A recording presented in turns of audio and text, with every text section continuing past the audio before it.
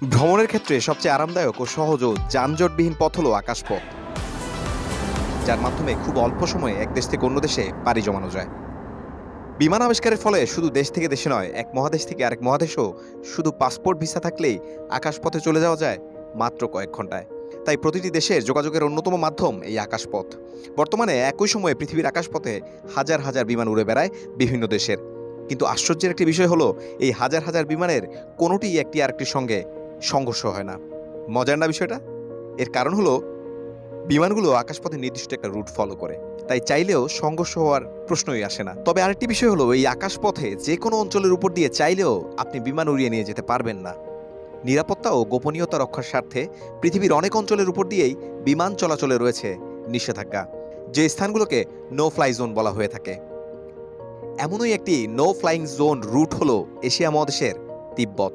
কিন্তু কেন তিব্বতের উপর দিয়ে বিমান চলাচলে নিষিদ্ধ করা হয়েছে জানেন কি? পিডি আর্কাইভের আজকের ভিডিওতে জানাবো সেই গল্প।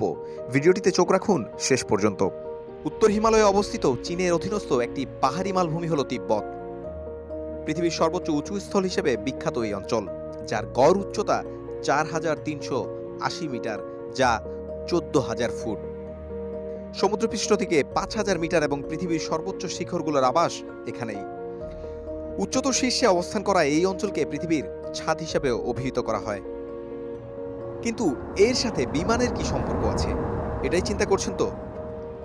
তিব্বতে থাকা পাহাড়গুলোর উচ্চতা ৬,০০০ থেকে ৪,০০০ মিটার পর্যন্ত হয়ে থাকে, যা বিমান চলাচলের জন্য নির্দিষ্ট উচ্চতাকে অতিক্রম করে।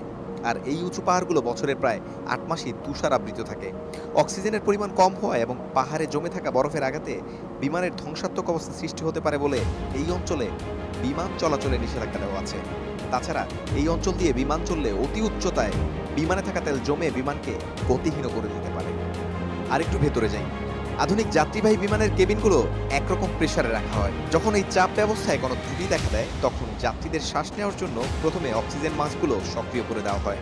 কেবিনের প্রেসার সিস্টেমে যদি কোনো কারণে ব্যর্থতা দেখা দেয়, তৎক্ষণাৎ পাইলটের বিমানটিকে ৩,০০০ মিটার উচ্চতায় নিয়ে যেতে হয়।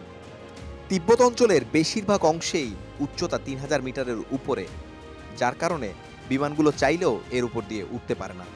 এছাড়াও যদি কোনো কারণে বিমান ইমার্জেন্সি ল্যান্ডিংয়ের প্রয়োজন পড়ে, তাহলে তিব্বতে এমন কোনো পরিবেশ নেই যেখানে জরুরি অবস্থায় বিমান নিরাপদে অবতরণ করা যায়। উপরন্তু টুইন ইঞ্জিন বিমানের একটি ইঞ্জিন ব্যর্থ হলে নিরাপদে উঠতে বিমানটিকে একটি নির্দিষ্ট উচ্চতায় নামাতে হয়। দুর্ভাগ্যবশত তিব্বতের ভৌগোলিক কাঠামোর কারণে এটি সম্ভব নয়। এসব কারণেই তিব্বতের উপর দিয়ে কোনো বিমান উড়ে না।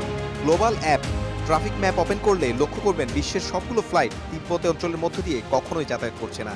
যদি গতিপথ তিব্বত অঞ্চলের দিকেও হয়, তবুও ঘুরে অন্য রুটে গন্তব্যের দিকে এগিয়ে যায়। সর্বশেষ দ্বিতীয় বিশ্বযুদ্ধের সময় এই তিব্বত অঞ্চলের উপর দিয়ে যুদ্ধ বিমান উড়ার সিদ্ধান্ত নেওয়া হয়েছিল। এর বাইরে এখন পর্যন্ত পৃথিবীর কোনো বিমান এই তিব্বত অঞ্চলের উপর দিয়ে চলাচল করেনি।